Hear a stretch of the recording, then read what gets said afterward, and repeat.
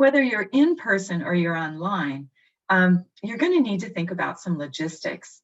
And the first one is grouping. Groupings must always be purposeful. They're not random, and they're not, you don't just change them to change them. So you want to group students together for a reason. Like you've grouped students together who have a common interest in they're reading the same book. You've grouped students together so that there's at least one person who is absent the day before in every single group, right? The groups are gathered together for a reason. So what's your instructional reason, your teaching reason for gathering these students together? And it's always good to acknowledge that. Over time, I like to look at those and say, why am I grouping my students in these ways?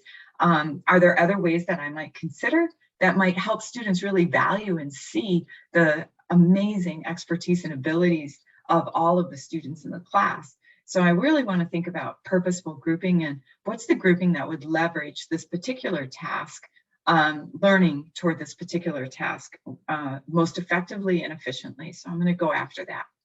Location, where are the students going to meet? Are they going to stay where they are? Are they going to turn? Are they going to stand?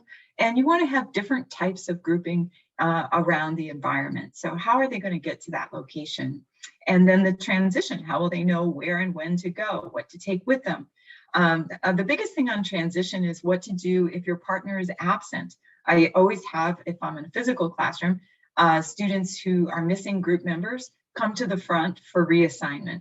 But it's really important that we've thought about location and transition, and then just really working through all those possible problems from absentees to missing materials, so that all students, when they get in their groups, can get started right away and you're ready to make the adjustments that are necessary.